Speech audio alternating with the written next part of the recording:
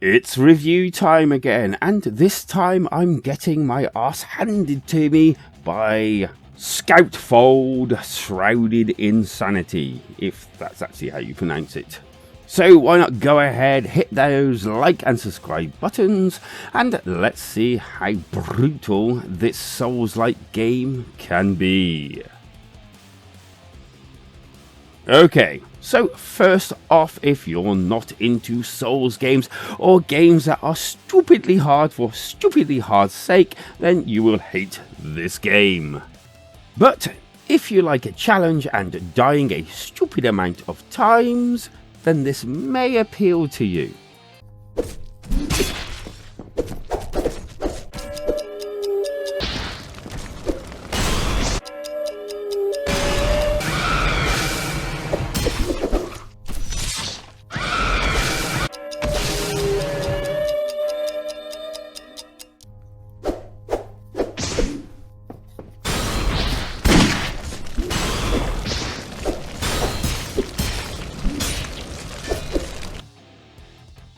Set in a alternative 1897, you have signed a contract to kill a king and, if possible, 4 knights as well. These, you are led to believe, are people that need killing, obviously. The game is set within a manor building with a thick fog surrounding it, blocking any escape.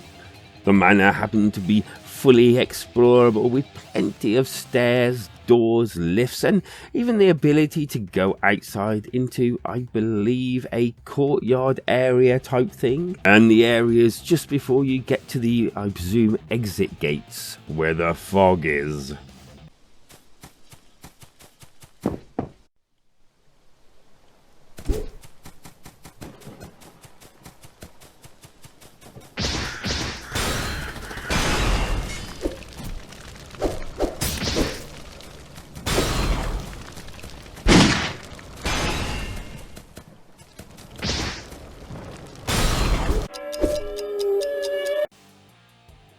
And as you can see, in most areas, there's a creature or more that's hell-bent in ending your adventure rather early.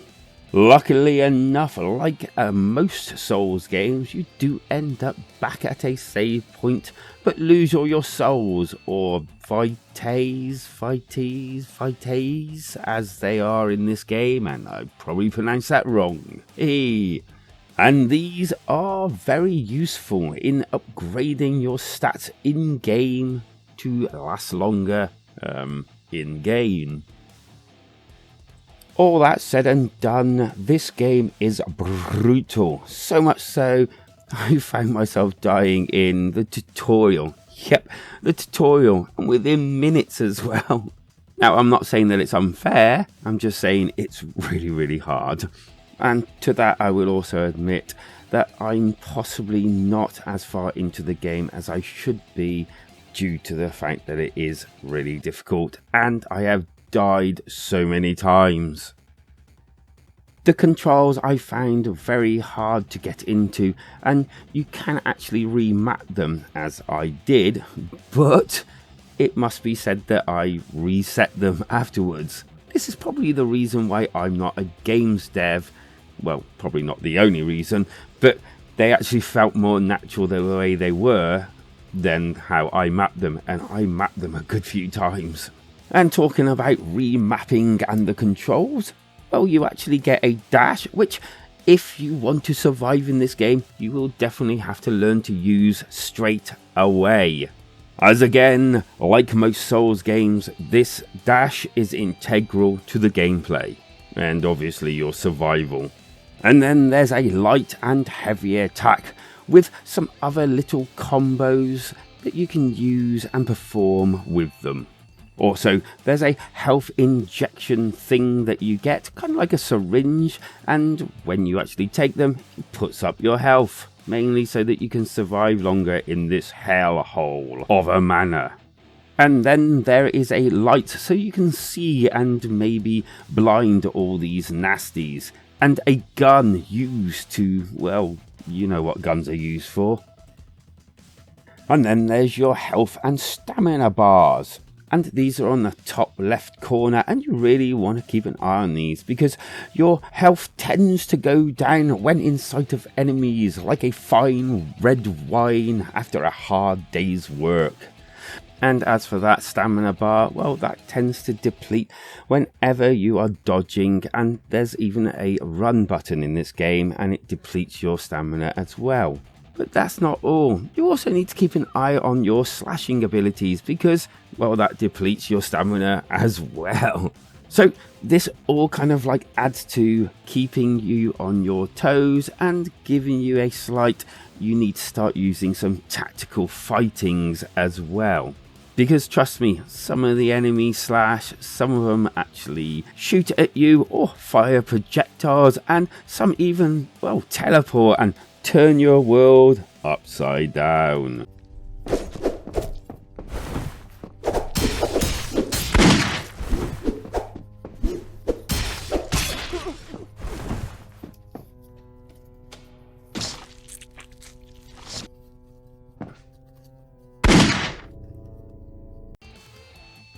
And this all seriously lends itself to being a very hard, stressful and finger-hurting game.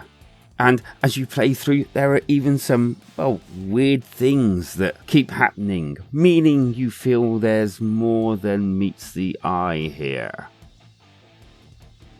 Now, I suck at this game and have not got too far into it, but I have to say it keeps me wanting to come back over and over, just like, well, a certain Dark Souls game did. I didn't get far into that game at first, but I kept going back, persevering, and it clicked and just made me want to go back and back, and it's the same feeling here.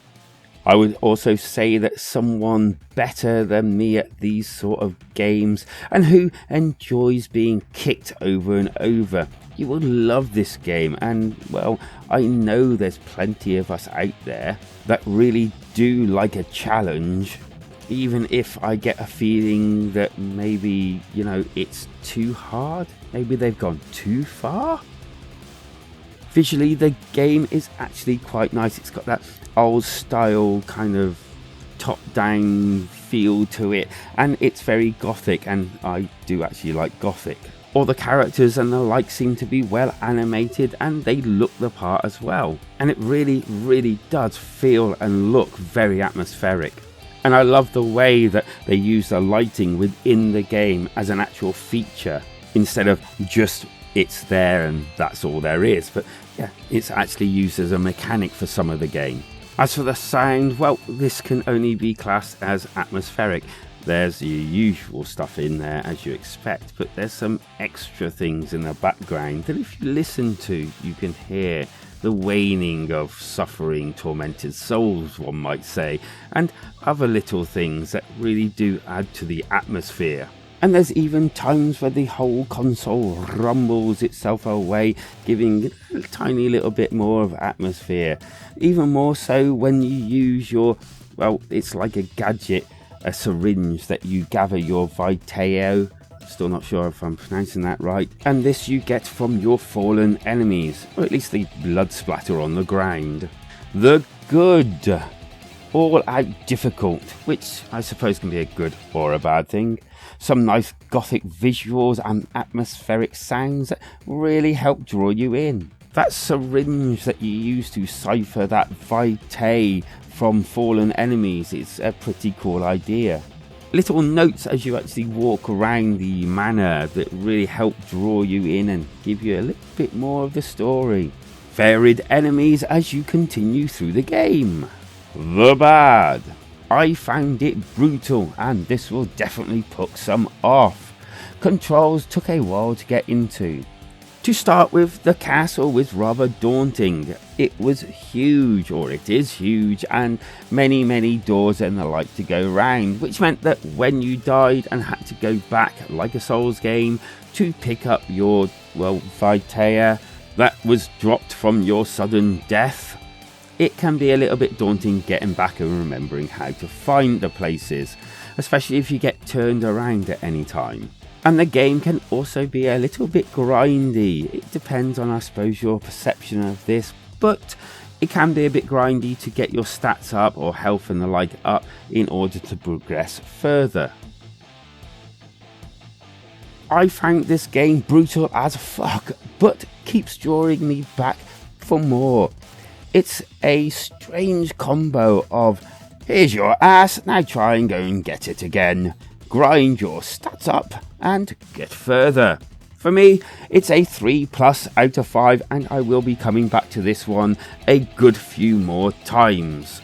And feel free to let me know your impressions in the comments as well.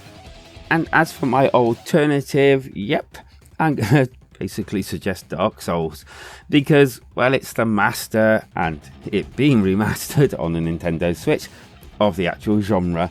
So there you have it. And if you got a more fitting game that, well, basically fits better, let us know as well. And that's your lot. Hit that like and subscribe button if you've made it this far, or just if you've been watching a lot of my videos. It's much appreciated. Hit that like button, as it really helps the channel and helps with the YouTube schematics as well. As usual, come join us in our community Discord. I like having new people there to chat with, as well as everyone that's in there as well, because life is better when we switch together.